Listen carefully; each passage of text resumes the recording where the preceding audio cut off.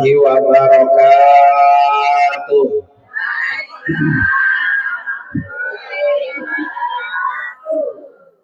Bismillahirrahmanirrahim. Alhamdulillah. Alhamdulillahilladzi hadana ilal imani wal islam wa khassana bi syari'ati sayyidina Muhammadin khairil anam. Ashhadu an la ilaha illallah wahdahu la syarika lah wa ashhadu anna sayyidana wa nabiyyana Muhammadan abduhu wa rasuluhu la nabiyya wa la rasula ba'dah. Allahumma fasalli wa sallim wa barik ala sayyidina Muhammadin wa ala alihi wa ashabihi ajma'in, amma ba'd. Qala rabbi shrah li sadri wa yassir li amri wahlul 'uqdatam min lisani yafqahu qawli waj'alni waziran min ahli. Subhanaka la ilma lana illa ma 'allamtana innaka antal alimul hakim. Sadaqallahul azim. Hadratil mukarramin wal mukarramat, para bapak dan ibu, wabil khusus yang sama-sama kita hormati dan kita doakan sahibul hajah, sahibul bait, yaitu Bapak Sarlan dan Ibu Ria Nuryanti. Terkhusus kita doakan untuk Ananda Fathan Hafiz Rafasha yang hari ini duluan baik nih ya. Saya ini apa ini, siapa nih ya, belum ngerti ini lalu itu nganterin duit bukan deh, apa nagih utang kali ya. Kita doakan ibu-ibu sekalian Ananda Fathan Hafiz Rafasha menjadi anak yang soleh, anak yang qurrata ayun, rezekinya berkah, umurnya berkah, dan akan membawa kedua orang tuanya masuk dalam surganya Allah Subhanahu wa ta'ala. Para ibu-ibu sekalian yang insya Allah semuanya yang hadir akan dimuliakan oleh Allah Subhanahu wa ta'ala.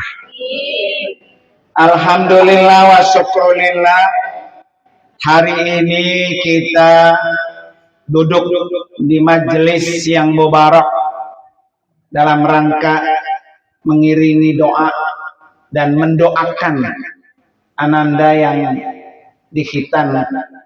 Mudah-mudahan dengan doa-doa kita semuanya akan diijabah, dikabul oleh Allah Subhanahu wa ta'ala. Para ibu sekalian, khitan itu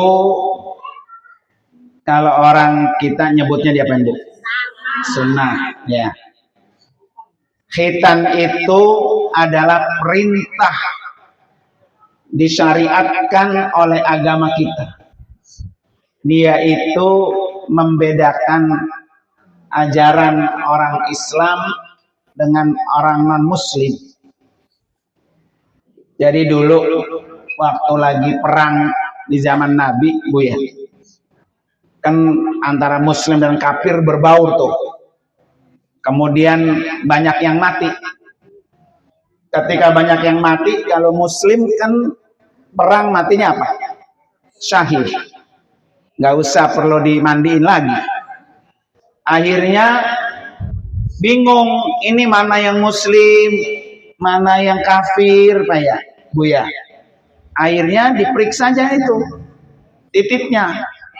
Lah iya, membedakan orang-orang yang gugur di medan perang, mana muslim, mana kafir, bedanya di mana? Nah, di hitam. Nah, ketika di hitam ini muslim, ini muslim.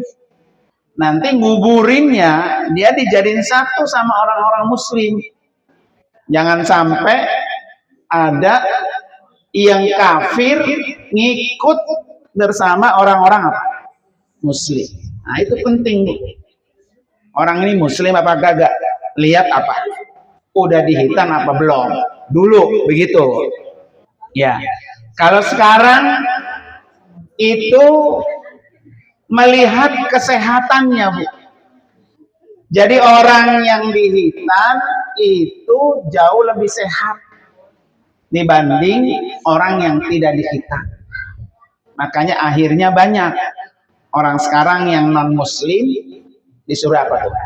Hitam. Karena dia lebih apa? Sehat. Ya, lebih sehat daripada orang yang tidak dihitam. Dan kata orang, Bu, ya, kalau orang berhubungan intim itu dengan yang dihitan sama nggak dihitan beda katanya. Katanya ya. Karena kita nggak tahu ibu-ibu tuh Mbak. Ya.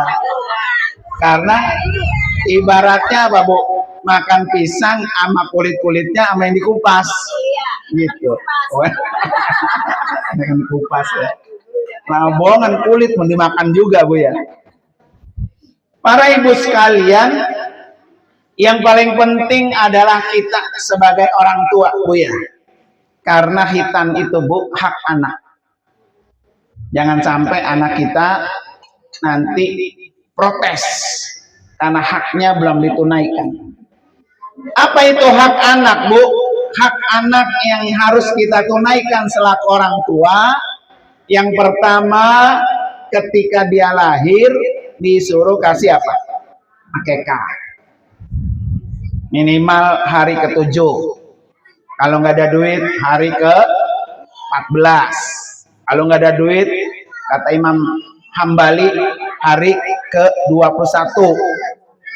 Kalau nggak duit lagi, kata Imam Syafi'i, sampai dia balik. Ya, sampai dia balik tuh. Boleh diakekain. Kalau udah nenek-nenek begini, ternyata belum diakekain, Bu ya. Dan itu hak anak, ibu sekalian. Karena orang atau anak yang diakekain, Bu, kelebihannya satu, dia sudah terlepas dari gadaian. Yang kedua, anak yang diakekain itu dia akan memberikan syafaat kepada kedua orang tuanya. Jadi kita nggak begini, Bu ya. Kita nggak tahu nih, kita dulu masuk surga apa anak kita dulu. Ternyata umpamanya anak duluan, Bu, masuk surga. Orang tuanya ada di mana? Di neraka. Nah, nanti anak yang di surga dia akan mencari. Mana nih orang tua gua ya? Dicari di surga ini nggak ada, surga ini nggak ada, surga ini nggak ada. Ya Allah, di mana orang tua saya? Ternyata ada di mana? Di neraka. Karena pernah diakekahkan oleh orang tuanya, si anak itu mohon, ya Allah, angkat orang tua saya dari tempat yang hina masuk ke dalam surga. Nah, makanya kita orang tua, Bu ya, kalau ada duit mah, ya Bismillah, anak kita apain tuh? Kayak kain. Karena namanya orang, Bu ya. Kita nggak tahu siapa yang duluan masuk surga. Apalagi kalau anak itu matinya belum balik, Bu ya. Nah, udah pasti dia akan mencari kedua orang tua. Hak yang kedua, Bu, anak itu diapain? Diberi nama. Maka kasih nama anak yang bagus. Kenapa? Karena anak itu nanti akan dipanggil dengan namanya pada hari kiamat. Jangan namain nama-nama yang bisa menyesatkan. Ya, karena ngambilnya dari Al-Qur'an dinamai namanya dolal. Nah, dolal gitu, Bu ya. Nah, dolan atau dolin gitu. Atau nama-nama yang buruk. Karena nama itu adalah apa? Doa.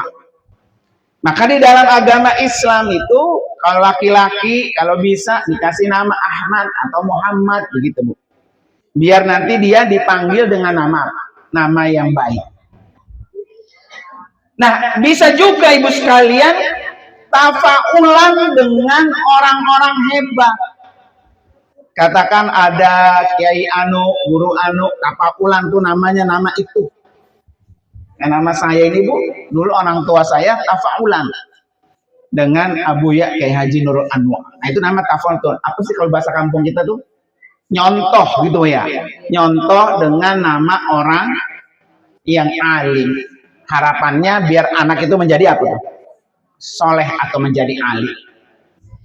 Kemudian yang ketiga Bu, anak itu juga dicukur ketika dia diakekahkan di hari ke-7 atau hari ke-14 ya.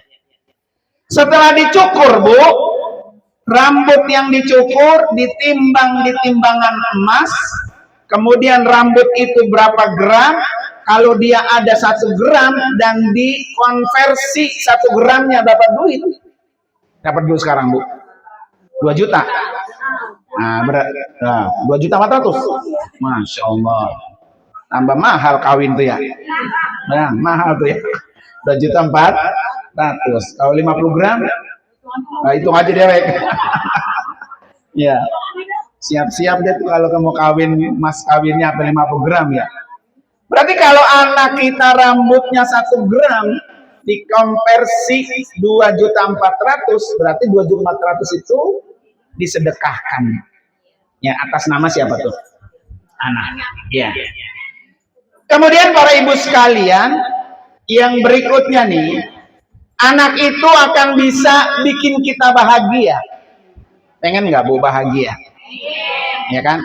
Kata Nabi, kebahagiaan orang itu ada 4. Ya, sa'adatul mar'i arba'un. Kebahagiaan orang itu ada 4. Yang pertama, antakuna zaujatuhu solihatan. Kalau orang punya istri solehah. Nah, ibu-ibu ini adalah lambang kebahagiaan. Ya, ini kira-kira Bu nih, kalau laki baru pulang dari mana-mana, bininya senyum, laki seneng gak tuh? Nah, kalau sebaliknya, laki pulang dari mana-mana, bininya mukanya ditekuk 7 mami ya, merengut baik. Kira-kira tuh laki betah nggak di rumah tuh Bu? Nah, dia akan cari rumput tetangga yang lebih apa? Lebih hijau gitu Bu ya. Jadi ibu ini, perempuan seorang istri itu adalah lambang kebahagiaan seseorang. Jadi ibu bisa menciptakan kebahagiaan buat suami, buat anak-anak, buat mertua, buat ipar. Ini tuh Bu ya. Kan banyak orang Bu. Sama lakinya, sama adenya nggak marah gitu Bu, gede gitu. Akhirnya kan menggremet bahaya. Jadi anak adek ipar sama itu nggak akur gitu. Ada nggak tuh bahagia tuh? Rumahnya nempel Bu. Ini rumah dia, itu rumah iparnya. Tapi tiap hari kagak akur. Kira-kira bahagia tuh? Nah, rumah udah kayak di atas di atas bara. Jadi ibu ini adalah lambang kebahagiaan. Maka ciptakan di diri ibu menjadi orang yang bahagia. Karena disitulah kata Nabi, kebahagiaan seseorang itu paling pertama adalah ketika orang itu punya istri apa? Solehah. Maka ibu wajib nih menciptakan dirinya menjadi solehah. Apa ciri-cirinya seorang istri yang solehah? Kalau dipandang sama suami senyum, indah gitu Bu, enak. Kalau sama suami diperintah nggak ada istilah tarsok atau nggak mau bodoh gitu ya, atau yang lain. Ya. Yang ketiga Bu, dia tidak menyalahi, tidak berselisih gitu. Jadi kan kadang ada istri sama laki mulu beda pendapat, nah gitu ya. Nah, beda pendapat. Nah itu kalau sama laki beda pendapat mulu tuh Bu. Nah, itu jurang ketidakkebahagiaan. Nah, iya, kan ciri wanita soleha itu isi soleha: satu, enak dipandang; kedua, taat sama suami; ketiga, tidak berselisih. Ya, yang sehingga menimbulkan apa tuh? Menimbulkan masalah baru. Gara-gara berselisih, ya udah dia diem baik dah. Pantat sama pantat, Bu ya. Nah, ini ada nggak kebahagiaan? Nggak akan ada. Makanya saya bilang tadi, ibu itu istri adalah tolak ukur kebahagiaan rumah tangga. Ya. Kemudian ibu sekalian, kalau dia istrinya soleha, maka dia akan menelurkan generasi-generasi yang soleh. Nah, telur. Apa sih selain telur, Bu? Kalau telur kan, Bu, nih Bu, binatang itu kan kalau nelor berarti binatang yang kagak punya daun kuping. Nah ini kan punya daun kuping, berarti apa, Bu? Beranak, ya. Jadi binatang yang kagak punya daun kuping, dia tuh beranak. Tapi binatang yang nggak punya daun kuping, dia nelor. Nah, ayam ada nggak kupingnya? Tapi ada daunnya nggak ada. Makanya dia samping denger. Kalau kita ini ada daunnya, kadang-kadang suka ngedenger. Nah ibu sekalian, jadi dari istri yang soleha, Bu, dia akan mengeluarkan generasi-generasi yang soleh. Ini kalau dipilih, Bu, dipilih nih. Mau suami soleh atau mau istri yang tidak soleh, atau mau suami yang kurang soleh tapi istri yang soleh, atau yang suami soleh istri yang soleha, mana nih? Yang ketiga. Tapi kan nggak semua rumah tangga begitu, Bu.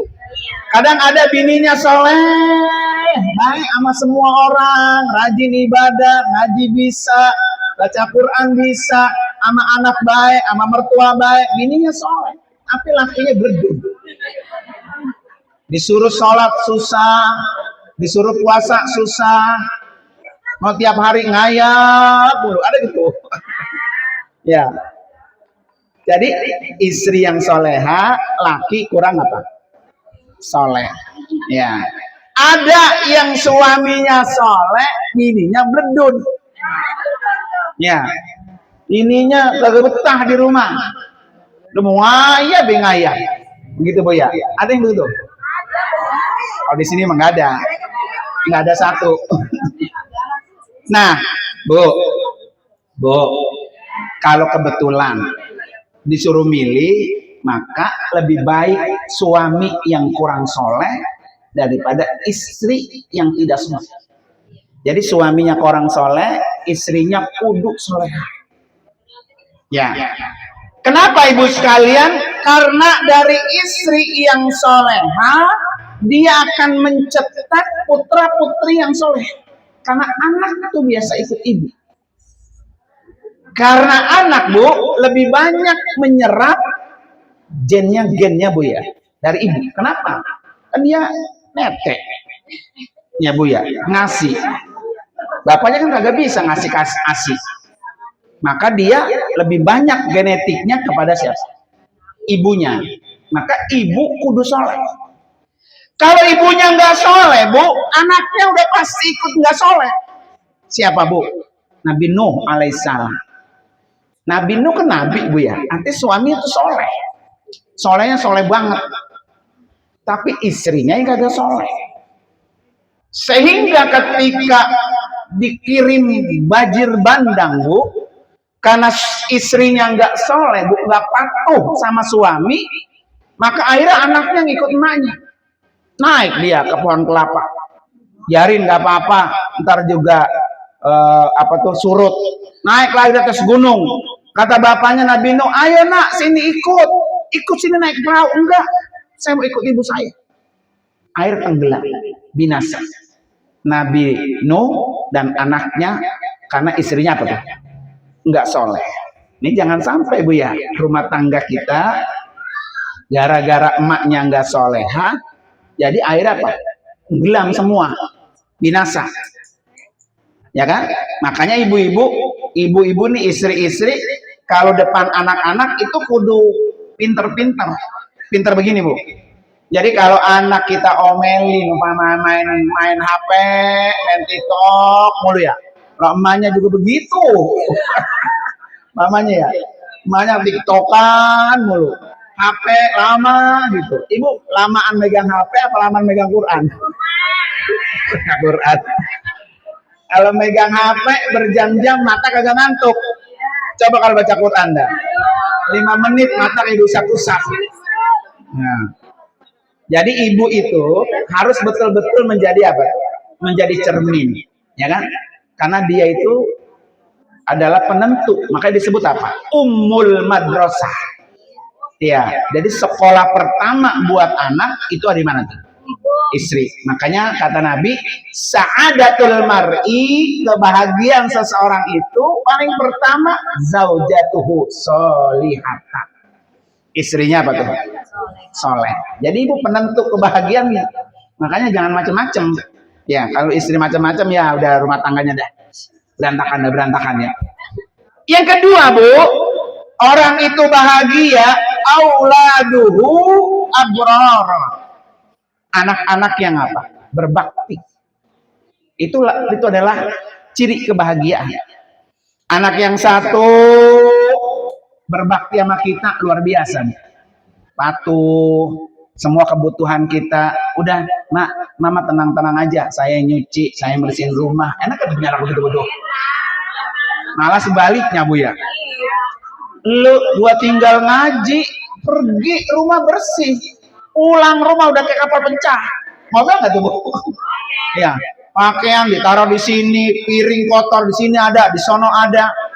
Itu kira-kira ibu istri pulang ngomel apa bahagia?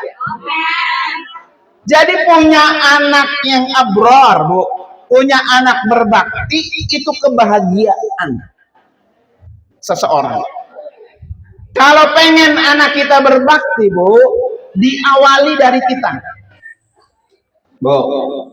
Jadi kalau pengen punya anak berbakti, diawali dari kita. Ini ibu semua punya orang tua nggak? Seperlu apa kita sama orang tua kita? Kalau ternyata kita kurang perlu Bu sama bapak emak kita, jangan berharap anak kita perlu sama kita. Ini sangat tergantung kita sama orang tua kita. Ya kan? Ini punya emak, punya bapak, emang tahu udah sakit, batin melongok ya. Batin ngasih sesuatu. Nah, umpamanya kan gitu Bu ya. Maka kalau kita menciptakan anak yang berbakti, maka dimulai dari siapa? Kita terlebih dahulu. Maka kata Nabi, birru akum tabarrukum abnaukum. Berbuat baiklah kamu kepada orang tua kamu, pasti anak kamu akan berbuat baik kepada kamu. Jadi ngukurnya di siapa nih? Diri kita. Kalau pengen punya anak apa tuh? Baik, berbakti ya. Dan anak berbakti itu adalah ciri-ciri kebahagiaan. Yang ketiga Bu, orang yang bahagia itu wa khulaqa'uhu sholihin. Orang yang berteman dengan orang-orang baik. Tuh Bu. Jadi pilih-pilih. Kalau kira-kira teman jauh sama ibadah mah jangan ditemenin. Ya, cari teman yang suka apa? Yang baik-baik. Makanya kita ketika berdoa, dia punya teman baik apa Bu? Wa alhiqna bis-sholihin, gitu Bu. Wa alhiqna bis-sholihin. Ya Allah, kumpulkan saya dengan orang-orang baik. Kenapa Bu? Kata Imam Hasan Al-Basri, istaksiru minal asdiqai as-salihah atau al-mu'minin. Perbanyaklah kamu berteman dengan orang-orang mukmin, dengan orang-orang baik. Fa innalakum syafa'atan yaumal qiyamah. Karena orang yang punya teman orang baik, dia akan memberikan syafaat. Ya, ini termasuk orang-orang yang baik. Kan begini Bu. Bu, nanti kalau di kuburan kita ditanya malaikat berapa pertanyaan? Bu, kita kalau kuburan, kalau kita mati, kita ditanya malaikat berapa pertanyaan? Belum meninggal, ya kan? Jadi pertanyaan munkar dan nakir, satu, marab, bukan. Jawabnya apa? Allahu Rabbi. Sekarang mah bisa. Besok kalau mati. Jadi sebetulnya gampang, Bu, nih, Bu. Nih, Bu. Kalau lupa balik lagi katanya. Nih, Bu. Pertanyaan malaikat itu bisa lancar, bisa gampang. Sebetulnya jawabannya semua ada di sholat. Pertanyaan pertama apa? Marab, bukan. Siapa Tuhan kamu? Jawabnya Allah itu bisa kita sebut kalau kita apa? Sholat. Allahu Akbar. Maka orang kalau sholatnya rapi, dia nggak bisa jawab pertanyaan munkar dan nakir. Pasti bisa. Karena dijawab Allahu Akbar gitu ya. Karena tiap hari dia panggil tuh Allahu Akbar gitu. Nah, pertanyaan kedua apa? Man nabi yuka, siapa nabi kamu? Kalau orang sholat nyebut nggak nama nabi? Nah, makanya dia gampang nyebutnya. Allahumma sholli ala sayyidina Muhammad wa ala ali sayyidina Muhammad. Apalagi kalau sudah biasa sholawat tiap hari, maka nabi akan datang ya menemuin kita ketika kita dalam kubur. Tuh, ada di mana sholat? Pertanyaan ketiga. Man imamuka. Imamnya apa, Bu? Al-Quran. Ya, Al-Quran. Itu imam kita tuh. Makanya kan kalau kita habis baca Quran, Allahumma arhamna bil Quran waj'alhu lana imama wa nuran wa hudan wa rahmah. Jadi Quran itu imam kita. Kalau sholat yang dibaca apa? Ya Quran, Fatihah, surah, Quran. Apalagi kalau sering baca Quran, maka orang itu gampang. Siapa imam lu? Ah, ya imam gue siapa gitu. Karena Al-Quran di rumah cuma apa? Hias. Makanya orang sunnah, Bu, ketika ibu sholat nih, habis sholat dolin, itu surah yang sering dibaca apa? Kalau nggak kuliah ya kulhu, gitu Bu ya. Kalau nggak kuliah ya apa? Kulhu. Makanya kalau dia nanti menjadi imam kita, Bu, baca itu ketika sholat biar panjangan dikit. Bagaimana caranya? Kalau ibu nggak hafal surah yang panjang, ibu beli Quran yang gede, kasih rak di depan, sholat di depan Quran. Baca. Ya.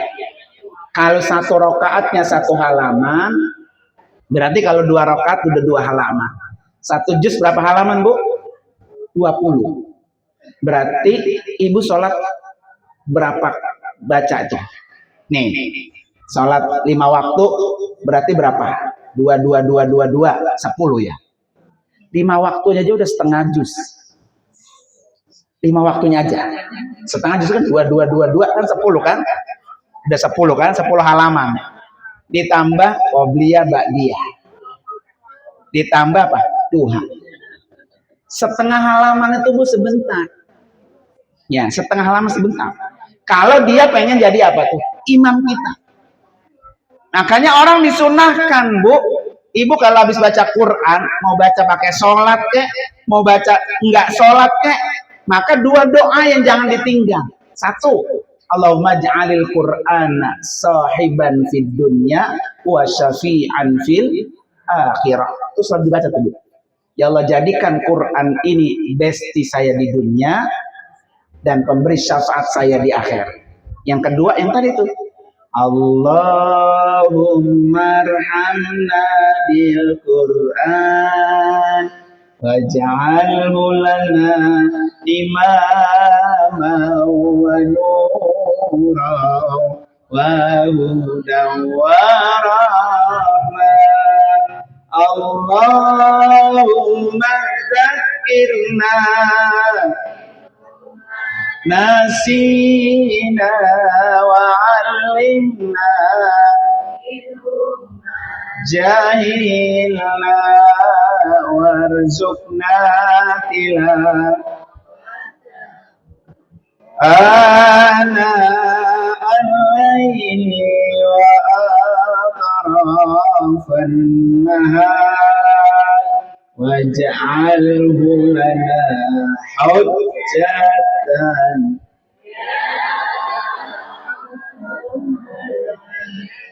Tuh Bu, habis baca Quran dua doa itu jangan ditinggal. Kita minta apa Bu? Quran itu hujjah, pembela kita.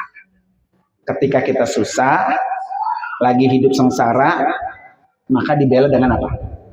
Al-Quran. Yang keempat ya, pertanyaan keempat apa Bu? Mana kiblatmu? Kiblatmu mana? Mana Bu? Ka'bah. Kalau sholat ada kemana? Nah, ya kan?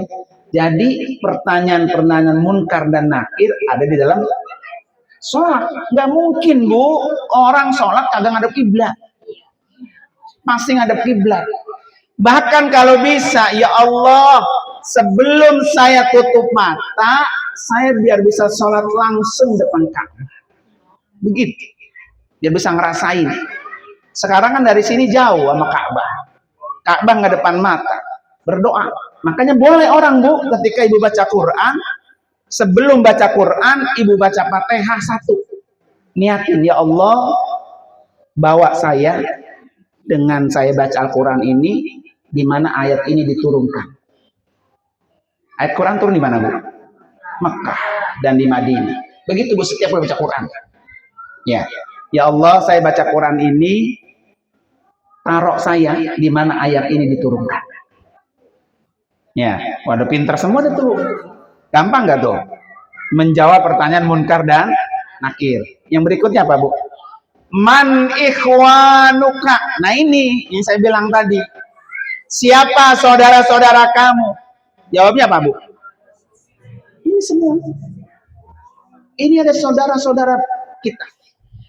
Dan duduknya ibu di sini itu menjadi saksi.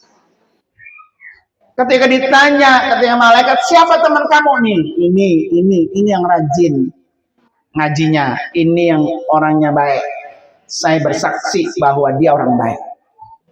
Jadi duduknya di sini Bu, itu ada pemberi syafaat, nolongin kita.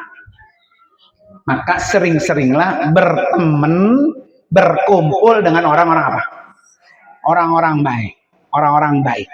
Sehingga itu akan memberikan apa? Syafaat.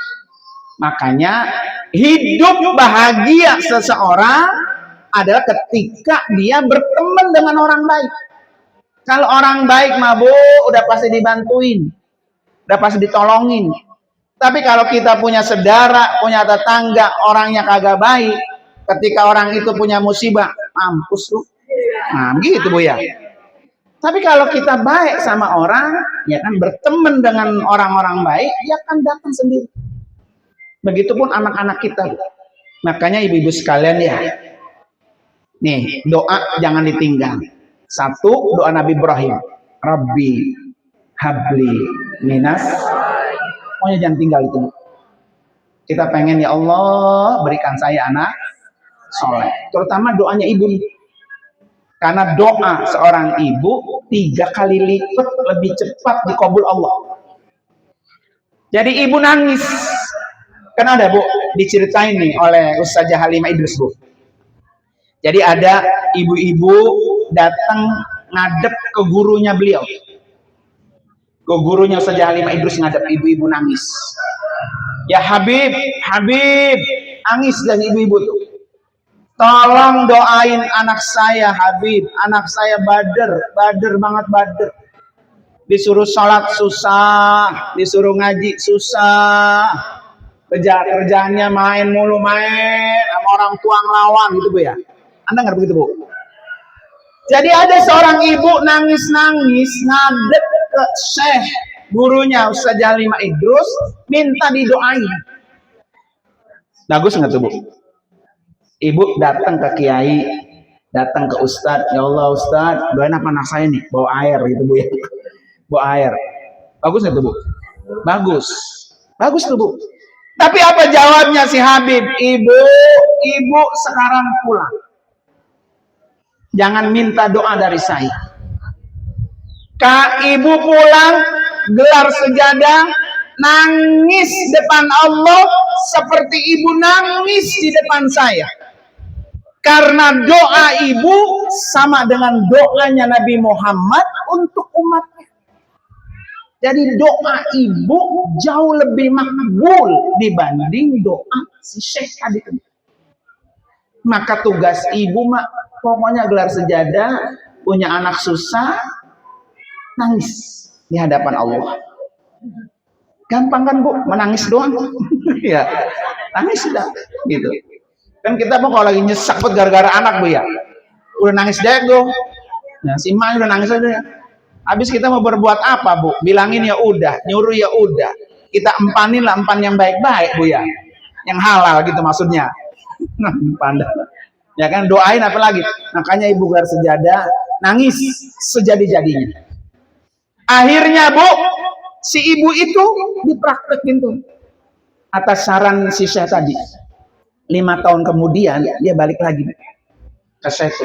Ya Syekh, terima kasih atas saranmu. Sekarang anak saya sudah menjadi hafiz, menjadi orang yang hafal Al-Quran berkat doa ibunya. Makanya itu Bu, Rabbi habli minas solihin. Yang kedua, kan ini semua pasti sama nih, sama semua pasti nih. Punya anak yang paling susah disuruh apa? Nah, sama itu Bu ya, saya juga sama Bu. Ya kalau punya anak nih, kalau bangunin tangannya kita tarik, kita sampai depan pintu kamar mandi, gitu Bu ya. Doa kita apa Bu? Rabbi ja'alni muqimas shalah wa min dzurriyyati rabbana wa taqabbal. Itu jangan ditinggal. Ya, doanya udah hafal. Ya. Dan itu digepek Bu, terus gitu. Kalau perlu kita sambil nangis, ya Allah, jadikanlah keturunan saya, anak cucu saya, orang-orang yang selalu mendirikan sholat. Karena begini Bu, sebanyak apapun kekayaan yang kita warisin, kalau anak kita nggak sholat, jauh ama sholat, kira-kira dia bawa kita ke surga nggak? Orang. Ya. Jadi yang membawa kita masuk ke dalam surga itu adalah ketika kita punya anak yang sholat. Sholat itu menjaga semua. Makanya orang dulu mah begini, orang dulu nih, termasuk emas saya Bu. Lo pergi kemana kek, lo mau jalan kemana kek, lo mau bergaul sama siapa kek, yang penting gue mas satu pesannya, jangan lo tinggalin apa? Karena sholat itu penentu orang itu sukses atau tidak ada di mana. Sholat. Makanya kalau kita punya masalah Bu ya, punya masalah, tempat yang paling dekat kita dengan Allah ketika kita apa? Sujud. Aqrabu ma yakunul abdu mir rabbihi wa huwa sajid, kata Nabi. Hambaku yang paling dekat denganku ketika hambaku itu apa? Sujud. Maka kata Nabi, fa'aksiru ad-du'a. Ketika kamu sujud, banyakin apa? Doa. Yang namanya hidup mabuk pasti punya masalah. Pasti Bu ya. Kita lihat ibu ini hidupnya enak, nggak ada masalah yang tidak dimiliki oleh orang lain. Ya, itu namanya hidup. Maka ketika kita sholat, kita minta kepada Allah, Allahumma rzuqni mahraja. Ya Allah, berikan saya rezeki jalan keluar dari segala sesuatu. Tuh Bu, jadi kebahagiaan orang itu dilihat temennya. Ya, terutama teman-teman anak-anak kita Bu ya. Kalau anak-anak kita temannya orang-orang soleh, insya Allah dia akan menjadi apa? Soleh. Nah, para ibu sekalian, mari sama-sama kita baca suratul Fatihah. Khusus kita niatin Bu ya, buat Ananda Fathan Hafiz Rafasha. Mudah-mudahan dengan Fatihah ini, Ananda Fathan ini Allah jadikan anak yang soleh, anak yang benar, anak yang pintar, anak yang punya kebisaan. Ya, kalau katakan Nur Ali, anak itu 3 Bu. Pertama cetak benar dulu, benar. Benar itu berakhlak maksudnya. Yang kedua baru pintar. Yang ketiga terampil. Terampil itu punya kebisaan. Ya, jadi ada orang yang benar tapi nggak pintar, jadi geblek. Bener mah bener tuh bocah. Ya, tapi karena nggak pintar, jadi digeblek-geblekin mulu. Ada anak yang pintar tapi nggak benar. Pintar mah pintar, tapi mulu. Mau bohongin emaknya mulu sama bapaknya ya. Nah, ada gitu ya. Ada anak pintar juga, bener juga, tapi kagak ada kebisaannya. Ya kan, cuma bisa buat dewek dirinya doang dewek. Nah, ini jangan sampai. Maka 3 poin ini kita doakan mudah-mudahan anak Fathan Hafiz Rafasha ini menjadi orang yang benar, yang berakhlak, kemudian yang pintar, kemudian yang terampil. Ala hadini al-Fatihah. A'udzubillahi minasyaitonir rajim. Bismillahirrahmanirrahim. Alhamdulillahirabbil alamin arrahmanir rahim maliki yaumiddin iyyaka na'budu wa iyyaka nasta'in ihdinas siratal mustaqim siratal ladzina an'amta 'alaihim ghairil maghdubi 'alaihim waladdallin amin. Fatihah yang kedua Bu, saya mohon Bu ya. Insyaallah saya